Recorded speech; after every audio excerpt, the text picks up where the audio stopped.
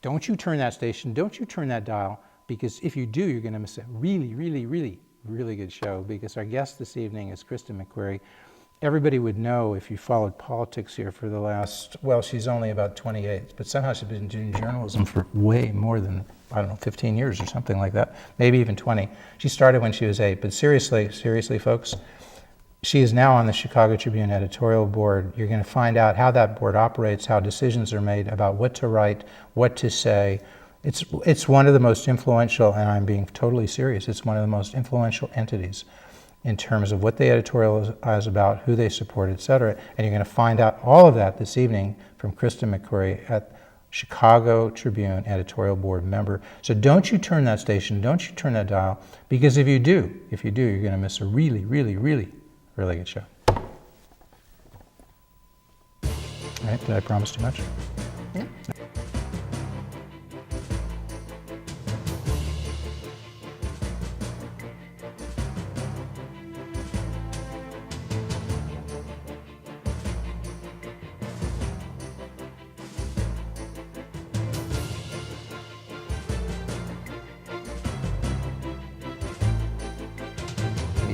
You're watching Public Affairs. Berkowitz is my name and politics is our game.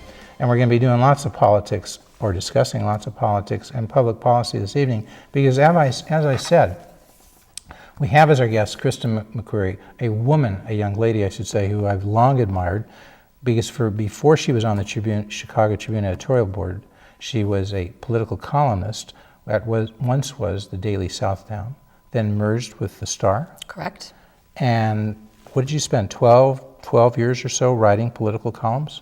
I did. I spent about half the time as a straight news reporter covering politics and government, and then the second half, about 6 years, writing a column. And editorials, too. And the columns would be both investigative, reporting, opinion, all mushed together, sort of, or sometimes separate? They were. I mean, they were... A lot of more reporting than or were you an opinion journalist? Toward the end, when that's all I was doing, then yes, I had the freedom to write opinion columns, but mostly I was writing about our lawmakers from the south suburbs and what they were doing, and elections and little scandals, and kind of lifting the curtain a little bit on politics just in that area. Step back for a second. Give people a flavor of what you covered, the geographic area, because you mentioned before the show when they were talking, a lot of your emphasis was on the south suburbs that were within the reach of those newspapers. Right. Where were they? Give people an idea. So the Southtown, when I first started, was pretty much everything south of I-55. So the south side of the city, and everything from Midway Airport out to Will County, and then over to the Indiana line. Orland Park, Tinley Park were kind of our hubs. So tick off like 20 or 25 suburbs that were within your reach. Calumet City, Lansing, Glenwood, Harvey, Robbins, Dixmoor, Alsip, Crestwood, and then all the way over to Homer Glen, Frankfort, New Lenox, Plainfield, Bolingbrook. That about does it. Yeah, I mean, yeah. And you covered a lot of your beat was the state legislature, right? It was. Okay. As a part of that, but you have to know that, the suburban races in those areas you mentioned.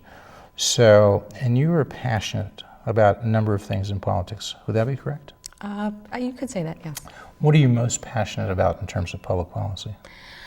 In terms of public policy, I mean, you mean issues or Well, just... because right now, you are an editorial board writer. Mm-hmm. We should step back and tell people there are 11 people on the editorial board, right? I right. mean, there is Bruce Stold, who's kind of the king. I don't know if no, he yes. is like a major guy, and that's meant to be as a compliment. Yeah. Because Bruce is the editorial page editor. Yes. Which means there's never a byline, but if somebody goes wrong, if there's a major change, they probably look to Bruce as the collective, even though he knows somebody like you is writing, Chapman is writing, we'll go through all those in a second. So others are actually doing the writing, but Bruce is kind of involved in everything that goes on the editorial page, right? It's his Every page. editorial, right? It's his page. It's his page, yeah. And sometimes, well, tell me, so you folks meet every Monday and Thursday, right? We do. We meet for an hour twice a week. We bring ideas. We pitch ideas basically to the board. You come prepared with 2 or 3 ideas that you think we should editorialize about for that week. And, we toss the story around, we debate. Sometimes, I'm trying to think, we talked about something today that there wasn't enough consensus to even write about it. So some things just kind of die at the table, and then other things turn into editorials for the rest of the week. You say there wasn't enough consensus to write about it? Right. I mean, so there's all of you, or some of you, well, we should say there are 11 people on the board.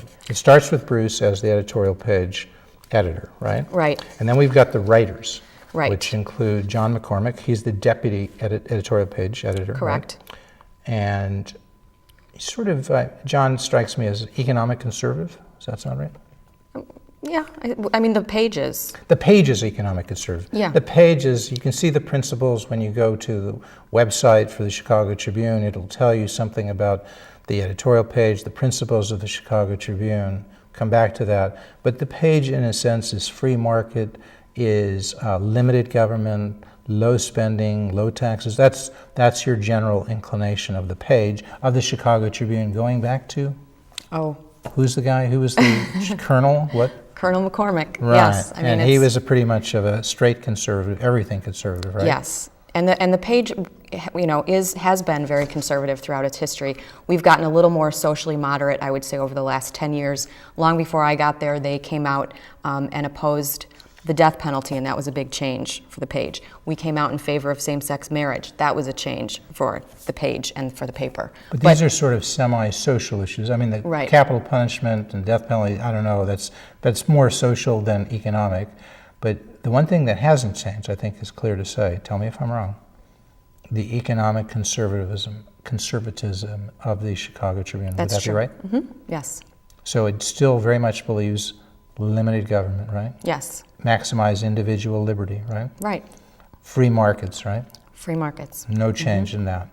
Not really. I mean, there's nuance depending on what the subject of the day is, but no, generally we have favored, entitlement reform, decreasing defense spending, getting rid of farm subsidies. I mean, anything that kind of looks like big government, we have not been in favor. You also, one of the principles, maybe the major principle other than free markets, I mean, I would say a major principle, perhaps the major principle on your domestic issues would be free markets.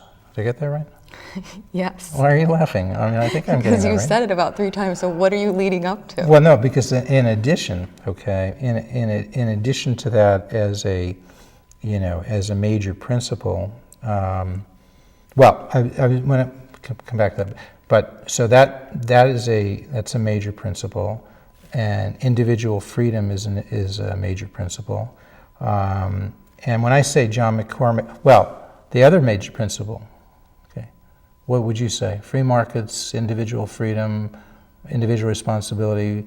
Think of, what does a paper do? What does a newspaper often do? Not just the Tribune. And then you'll think of what's the other major principle for the Chicago Tribune. It's right there in your principles. You should read your website. Isn't it to be a major league watchdog? Sure. Overseeing Absolutely. government in particular. I mean, if you see a corporate entity, in a sense, those they are overseen by their shareholders, private shareholders. But the government, the shareholders for a government are, in a sense, every citizen, but they're too diffuse. In Illinois, we have 13 million citizens. They got things to do, so forth. We only have a few major newspapers left, of which one is the Chicago Tribune, right? Yeah, we do a lot of accountability editorials and trying to hold people accountable, and we just sent out questionnaires for lawmakers who are running for re-election. I will be looking at their questionnaires from last time around and seeing if they did in fact vote the way they said they were going to vote, pass bills that they said they were going to pass. I watch roll calls pretty closely so that when they do come for an endorsement meeting, we are aware of whether or not they kept their word. That's a big role of the Tribune. Okay, so that's what I mean by a watchdog. And the people who run for office are going to keep their promise. I once had when I was a grad student, I once had a mentor advisor named George Stigler, who was a big guy at the University of Chicago, deceased now, and he would joke and say, I met a lot of students of promise and a few who actually kept it. You might say the same thing about candidates. You probably meet a lot of candidates who promise a lot and a few who will actually keep their promises, right? Yes. Probably too few.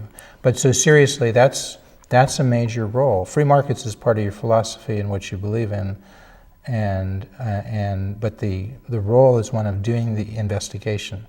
It's one thing to say you're a watchdog, it's another to devote the resources to say go out and look. Like you had a recent story on Mike Madigan, right? Yes. News story. News story, and then a follow-up editorial. And what was the news story? As I say, we're taping this, may see it at different times, but we're taping it on January 9th, 2014. News story is about a week ago, 10 days ago? Sunday. Sunday. And what was it? This story was, to me, the first time, it was an excellent piece, and I think it really laid out why Speaker Michael Madigan is so powerful. You know, it's almost part of his surname now. You see every time he's in the paper, the powerful Speaker Mike Madigan. And so reporters went through and connected about 400 people who have political connections to Michael Madigan, and were able to trace whether or not he got them raises, whether he got contracts for them, whether he picked up the phone and made recommendations, and those recommendations were followed. So it just gave you an inside look of how deep and wide his net is, and why people are so loyal to him, why he has all this power. Because he gets jobs for people, and he gets jobs for people's kids, and then he gets raises for them once they have a job. So what do we call that? What's the general one word for that? It's patronage. It's patronage. It's the Chicago way, isn't it? And I guess with Mike, it's the Speaker Mike, it's the Illinois way. But we used to joke about the Chicago way. Some people thought when you pass a trash can, it would say the Chicago way, is you put garbage in the trash can. No, no, no. The Chicago way, the Mayor Daley way, where you're talking the old Richard J. Daley, the younger son, Richard M. Daley, you're talking Rahm Emanuel, even the folks in between Daley and Daley, Eugene Sawyer and Bolandic and all those guys, and ladies, Jane Byrne. See, this is a cross-gender thing. It doesn't know any bounds by gender. It's cross-party, too. Cross-party. Yeah. It is the way of politics. Why are people, in a sense, I'm saying, why don't you just give up and go home? Because, you know, if you're, Milton Friedman, you know, great economist from the University of Chicago, now deceased, his way of saying it was just minimize government, because you're going to have waste.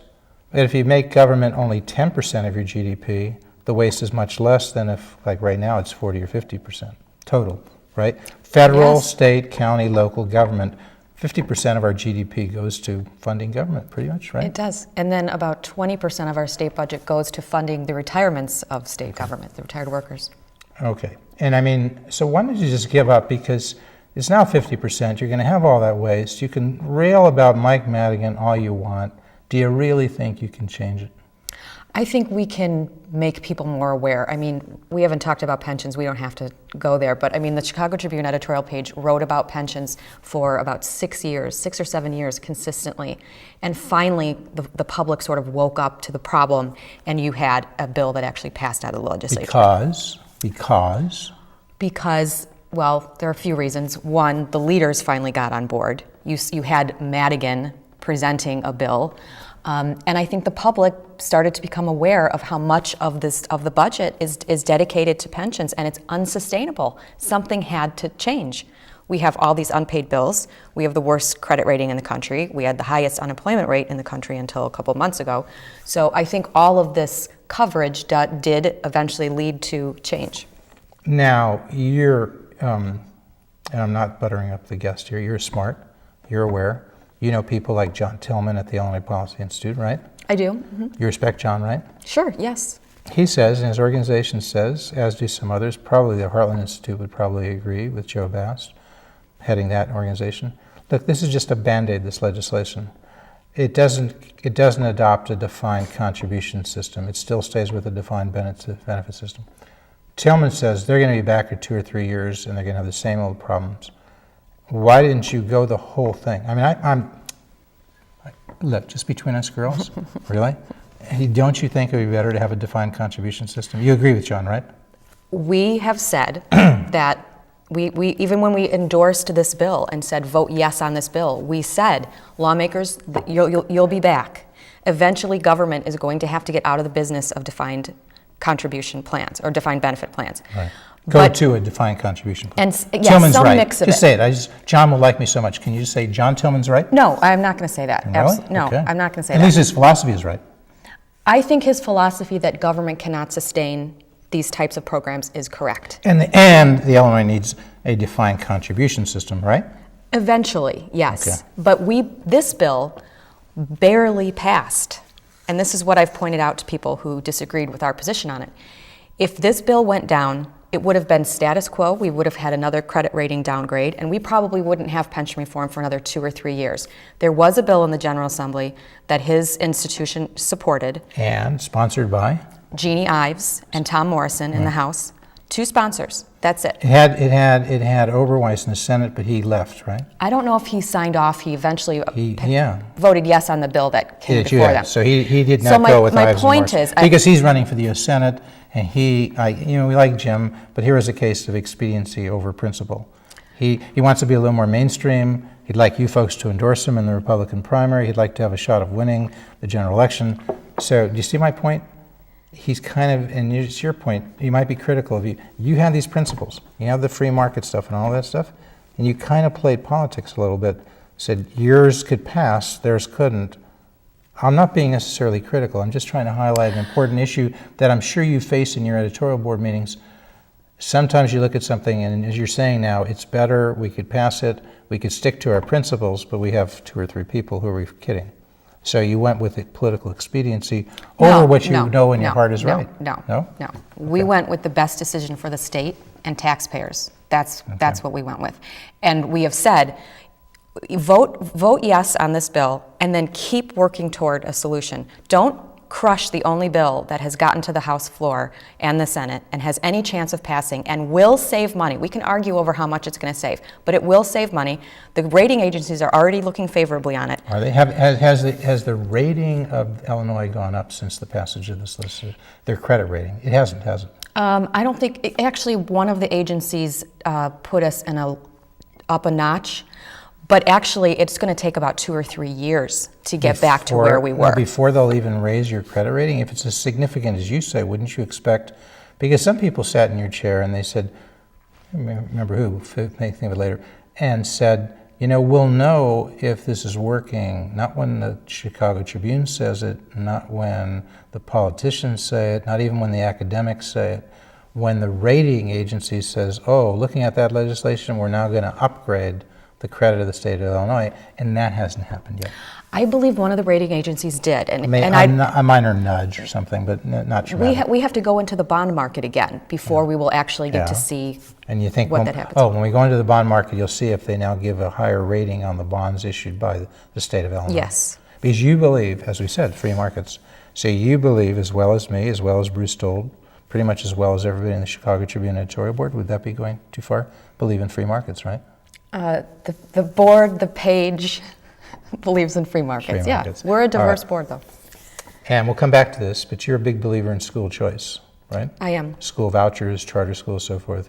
You're also one of the main people on that board to write about state, city, and county issues, government issues. That's your beat, so to speak. You share that with other people, not Correct. exclusively. Okay, so we mentioned McCormick, who's key economic conservative. Go along with that, right? I'm not going to characterize John, come on up. the politics of the individual members. Craig no. Burns, he's a business issue guy. That would be fair. Yeah. His background's in business. He's more of a moderate. We've seen him on Chicago Week in Review. He's a moderate guy, right? You can talk to him and make You're that not going to determination. say that? You don't have an opinion? I'm not going to characterize the board members. I can tell you who they are and what beats they cover. Well, are you a moderate? Are you a conservative? Are you social conservative, economic? You can talk about yourself. What about you? I'm all over the place. I don't know what I'm really fiscally conservative. Fiscally, okay. Yeah. But as to the social issues, you're sort of all over the place. You wouldn't say you're social conservative. You wouldn't say you're a social liberal. Correct. You're still right in between. Yes. Okay. So covered you, Burns, McCormick. You 3 are writers. There are people on the editorial board who are on there but not writers, but you 3 are writers, right? Correct. And there are 3 other writers, right? Yes. 6. Steve Chapman, he's a libertarian columnist. He's a columnist and he writes editorials as well. But he's also a civil liberties guy. He's a gun owner rights guy, right?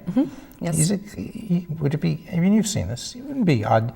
It wouldn't be going too far out on the branch for you to say he is a libertarian, right? No, he is a libertarian. He would say he's a libertarian Yeah. himself. Okay. So, and then we got Paul Weingarten, right?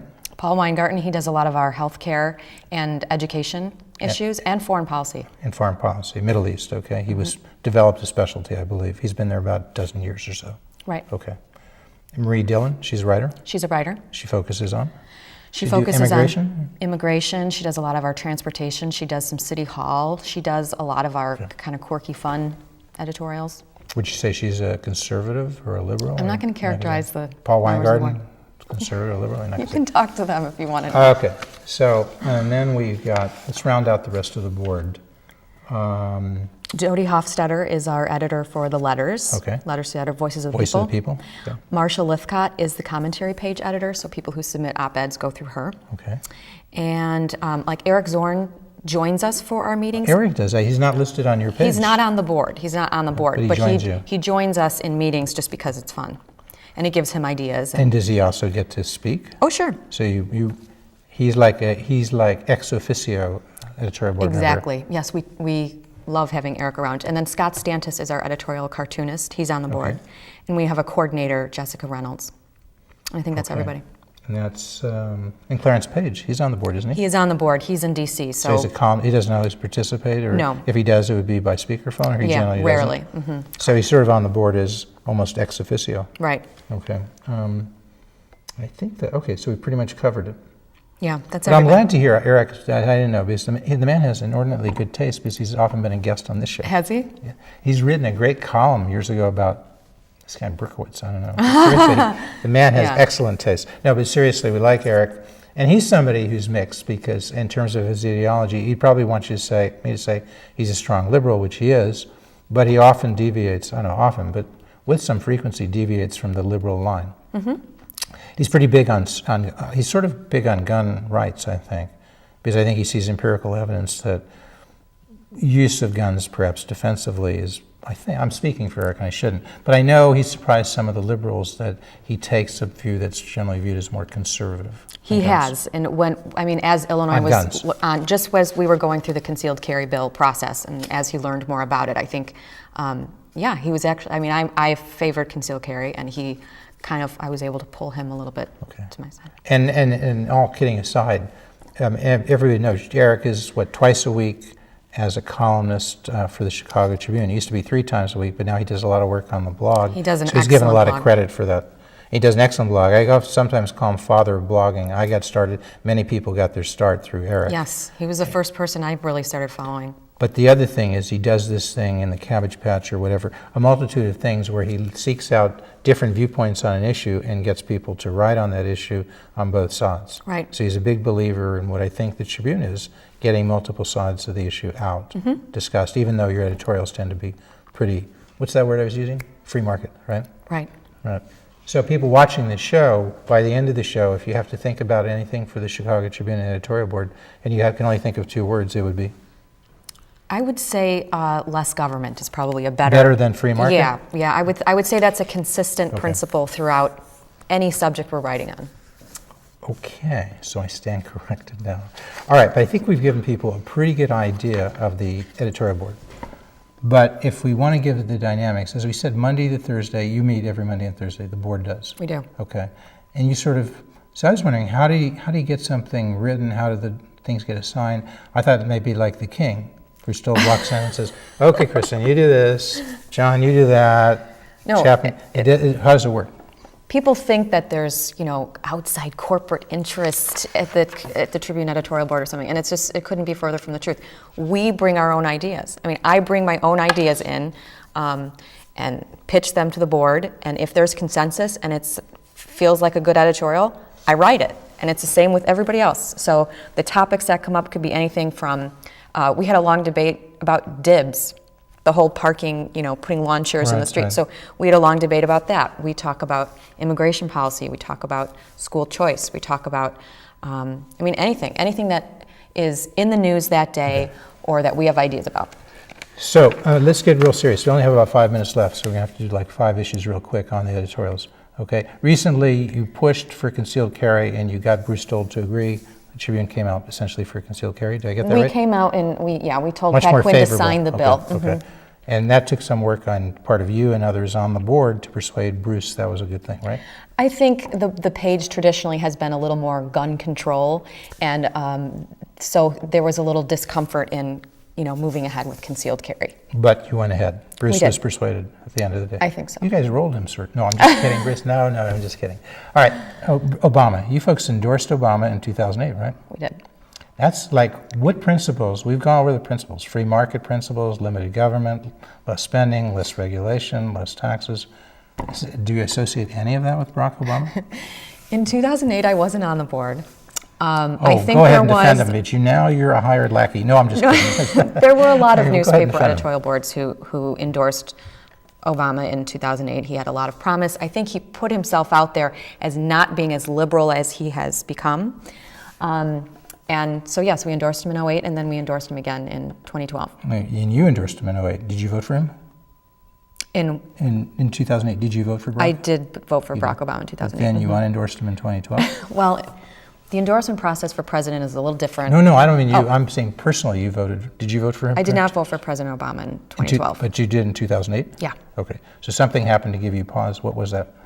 I just don't like the direction that the country is heading in terms of our deficit and our debt. And I felt that a Republican candidate would do a better job getting a handle on it. Medicare reform, Social Security reform, that's what this country needs. And he's not doing enough. And so you said you're going with Romney. I did. Okay. The thing you're really most passionate about, school choice? It's among them, yeah. It's among them. And that dates back to my time at the Southtown, because I wrote for years about the need to change the funding formula because we're so reliant on property taxes, and it's so unfair. And I just got so impatient with the General Assembly never doing anything about that, never caring about this huge gap. So in what wealthy schools have and what low-income schools have. Why do you like school vouchers and school choice? Because I'm tired of waiting. I'm tired of waiting for them to fix the problem. So you think school vouchers, school choice, without any change in distribution, might give low-income kids or kids of low-income parents more choice, better quality? That's it, just a choice. It's just choice. Yeah, they can decide. They're not stuck at their neighborhood school. Okay, minimum wages is a lot in the news lately. It's kind of curious, is the Chicago Tribune in favor of minimum wages? We have generally been in favor of minimum wage, but we have not been in favor of raising the minimum wage. And I think we were uncomfortable when Illinois got out of step with the national minimum wage. Yeah, but don't you know, I mean, you know a little economics, right? Demand Not and as supply. much as you, Jeff. Now, demand and supply intersect as a free market. If you raise the wage, if you raise the law, if you have a minimum wage, it's above the market wage. Demand goes down, supply goes up, you create unemployment. Why? Bruce Rauner got this right recently. He's running for governor, and he said he would be in favor of lowering the minimum wage. That's actually, I think it would be nice if you could persuade the board. If they believe in free markets, they should say, Bruce got it right. There'd be less unemployment with a lower minimum wage. Bruce was turned around by his guys, his handlers. Bruce, come on the show, I'm on your side. Because they knew it would be difficult to explain or difficult to persuade. But I think Bruce Dole knows this. Abolishing the minimum wage would immediately create more employment, give people more jobs. If they had low income because their wages would lower, supplement that income. That's what Milton Friedman would do, but don't take their job away. Just give and don't take away some of their benefits as they get more income, like food stamps, etc., but don't take so much of away. Always give people an incentive to work, to be self-sustaining. If it's a low income, that's the problem, not that it's a low-paying job. Do you understand? I do. I don't think that differs much from our position. And Kirk Dillard actually came out after.